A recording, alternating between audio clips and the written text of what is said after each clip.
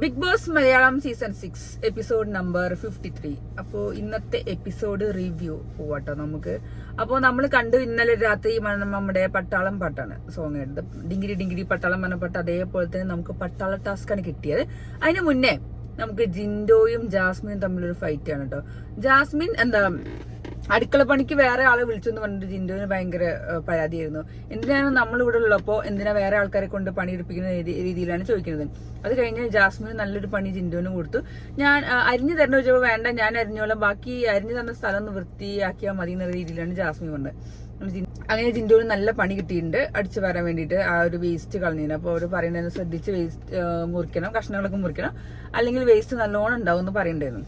അപ്പോൾ അത് കഴിഞ്ഞിട്ടാണ് ഏറ്റവും രസം. ജിൻഡോന് കൈവേദന ഉണ്ട് എന്നൊക്കെ പറയണ കേട്ടിരുന്നു മുന്നത്തെ എപ്പിസോഡിൽ.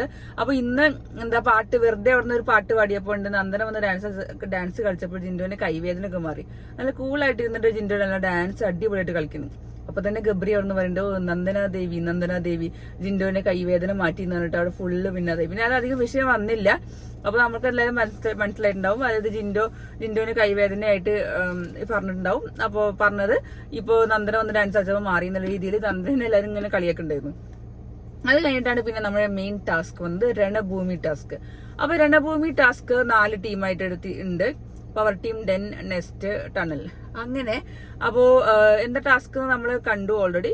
നമ്മളെ മറ്റേ ബോംബ് ഇട്ട് എറിയ, ഏറ്റവും കൂടുതൽ ബോംബ് ഷീൽഡ് ഉണ്ടാവും. ബോംബ് ഏറ്റവും കൂടുതൽ വീഴുന്ന ആ ബാരിയറിന്റെ ഉള്ളിൽ ഏറ്റവും കൂടുതൽ വീഴുന്ന ആള് ഔട്ട് ആവുന്നതാണ് ഉണ്ടായിരുന്നത്. അപ്പോ എങ്ങനെ നിന്ന് വെച്ചാല് പവർ ടീമും ഡെൻ ടീമും നിന്നു. അത് കഴിഞ്ഞിട്ട് ടണലും നെസ്റ്റും നിന്നു. അപ്പൊ ഇവര് ഫസ്റ്റ് വാക്പോരാണ് നടത്തുന്നത്. വാക്പോർ നടത്തിയിട്ട് പിന്നെ എറിയാൻ പാടുള്ളൂ. അപ്പൊ വാക്പോരില് ഫസ്റ്റ് പവർ ടീമും ഡെൻ ടീമുമാണ് അതായത് വാക്പോര് നടത്തിയിരുന്നത്. അപ്പൊ അവിടെ വേറെ സംഭവം ഉണ്ടായി. അത് നിങ്ങൾ ശ്രദ്ധിച്ചോ എനിക്കറിയില്ല. കാര്യമായിട്ടുള്ള സംഭവം അവിടെ ഉണ്ടായി. ജിൻഡോ അവിടുന്ന് നട്ടലില്ലാത്ത സായി എന്ന് പറഞ്ഞു. പക്ഷെ അവിടുന്ന് ജാസ്മിനും സീതും പറഞ്ഞിരുന്നു അങ്ങനെ പറയരുത്. കാരണം നട്ടലില്ലാത്ത സായി പറഞ്ഞപ്പോൾ ഒരു സായി അവിടെ നിന്നൊന്നും മിണ്ടിയിട്ടില്ല. അവരധികം എതിർപ്പ് പറയാനും പാടില്ല. പക്ഷെ ആ വിഷയം പിന്നെ അവർ ഡിസ്കസ് ചെയ്തു അവരുടെ ഇടയിൽ മാത്രം. കാരണം അങ്ങനെ പറയാൻ പാടില്ല.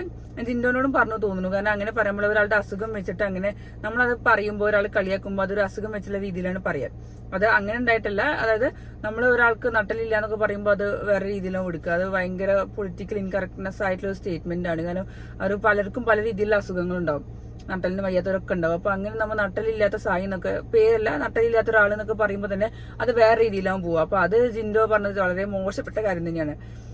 അത് ശരിക്കും എടുത്തു പറയേണ്ട കാര്യം തന്നെയാണ്. കാരണം എനിക്ക് എപ്പോഴും തോന്നിയിരുന്നു ലാലേട്ടന്റെ എപ്പിസോഡിലൊക്കെ അത് കറക്റ്റ് പറയുന്നത്. കാരണം ഇതേപോലെ സീസൺ 2 നമുക്കറിയാം മഞ്ജു പത്രോസും രജിത് കുമാറും ആ സംഭാഷണം. മഞ്ജു എന്താണ് രജിത് കുമാറിനെ വിളിച്ചതിന്റെ സംഭവമൊക്കെ നമുക്കറിയാം. അതേപോലെ തന്നെ ഒരു വലിയ കാര്യം തന്നെയാണ് ഇത്. കാരണം ഇത് നമ്മുടെ ഒരാളുടെ അസുഖത്തിനെ കുറിച്ചാണ് പറയുന്നത്. അത് ആർക്കും വരാം. അത് നമുക്കൊന്നും പ്രഡിക്ട് ചെയ്യാൻ പറ്റില്ല. പക്ഷെ ആ ഒരു സംഭവം ഒരു വാക്പോരിന്റെ ഇടയിൽ പറയാന്ന് പറഞ്ഞാൽ അത് ഭയങ്കര മോശപ്പെട്ട കാര്യമാണ്. അത് ആരും അത് ഇട്ടതും കണ്ടില്ല, എവിടെയും പറയുന്നതും കണ്ടില്ല. പക്ഷെ അത് ലാലേട്ടന്റെ എപ്പിസോഡിൽ പറയണം തന്നെ ഞാൻ പറയുള്ളൂ. കാരണം അങ്ങനെ ഒരു സംഭവം പറയുമ്പോൾ അത് വളരെ മോശപ്പെട്ട കാര്യമാണ്. പലർക്കും പല രീതിയിൽ അസുഖങ്ങൾ ഉണ്ടാവും. അപ്പൊ അതൊക്കെ പറയുന്നത് ഒന്ന് ശ്രദ്ധിക്കണം ശരിക്കും ജിൻഡോ ആണെങ്കിലും. അത് കഴിഞ്ഞിട്ട് പിന്നെ വന്നത് ടണലും നെസ്റ്റും. അവർ നമ്മള് വാക്പോര് സിജോയും നോറയും കൂടി ഉള്ളതാണ്. നോറ പിന്നെ ജസ്റ്റിഫിക്കേഷന് വേണ്ടി അവിടെ കുറെ കാര്യങ്ങൾ പറഞ്ഞു. അതായത് സിജോ കുറെ കാര്യങ്ങൾ പറഞ്ഞപ്പോൾ നോറയ്ക്ക് അത് എങ്ങനെയെങ്കിലും ജസ്റ്റിഫൈ ചെയ്യണം. അതായത് അവളുടെ ഭാഗത്ത് തെറ്റില്ല, അങ്ങനെയാണ് ഇങ്ങനെയാണെന്ന് പറഞ്ഞിട്ട് കുറെ ജസ്റ്റിഫൈ ചെയ്യണം. അതാണ് ശരിക്കും അവിടെ വാക്പോരിൽ ഉണ്ടായത്. പേഴ്സണൽ കാര്യങ്ങൾ ജസ്റ്റിഫൈ ചെയ്യാനും പേഴ്സണൽ കാര്യങ്ങൾ വെച്ച് അടി ഉണ്ടാക്കാനായിരുന്നു അവിടെ മെയിനായിട്ട് അടി ഉണ്ടായത്. അത് കഴിഞ്ഞിട്ട് അപ്പൊ ഫസ്റ്റ് റൗണ്ടില് ബോംബേറിയലായിരുന്നു. ബോംബേറിയലിൽ നമ്മൾ കണ്ടു പവർ ടീം അങ്ങനെ തോറ്റ് പിന്മാറിയിരിക്കുന്നു. 2 ബോംബുകളാണ് അതിന്റെ ഉള്ളിൽ പവർ ടീമിന്റെ ബാരിന്റെ ഉള്ളിൽ പെട്ടത്. അങ്ങനെ സായിന്റെ ടീം പുറത്തായി. ഫസ്റ്റ് റൗണ്ടിൽ പുറത്തായി. അവർക്ക് 0 പോയിന്റാണ് അപ്പൊ കിട്ടിയത്.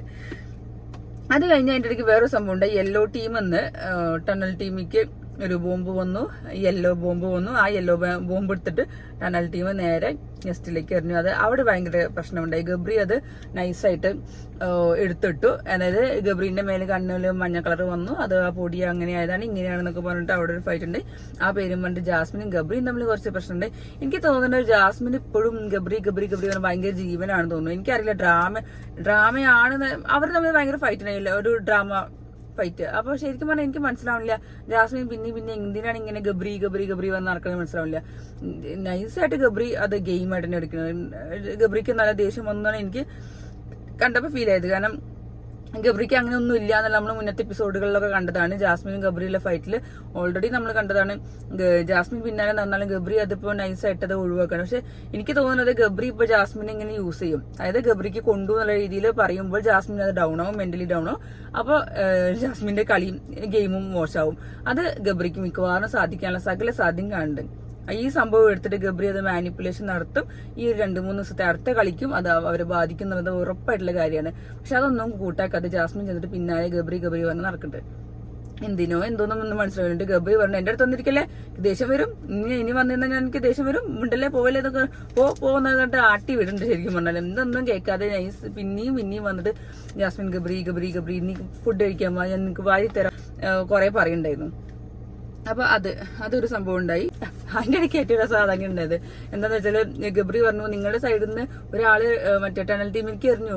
ജിൻഡു പറഞ്ഞേ ഇത് എപ്പോ ഞങ്ങൾ അറിഞ്ഞില്ല അതറിഞ്ഞത് എന്നുള്ള രീതിയിൽ ജിൻഡു നല്ല അടിപൊളിയായിട്ട് ഉത്തരം പറയണ്ടായിരുന്നു. ആ സംഭവം എന്താ വെച്ചാൽ ജിൻഡു ഒന്നും കണ്ടിട്ടില്ല. ഇപ്പുറത്തെ ശ്രീതു ആണ് ആ യെല്ലോ ബോംബ് എടുത്തിട്ട് ടണൽ ടീമിലേക്ക് എറിഞ്ഞത്. ആ ടണൽ ടീമിന്റെ സാധനമാണ് പിന്നെ നെക്സ്റ്റിലേക്ക് വന്നത്.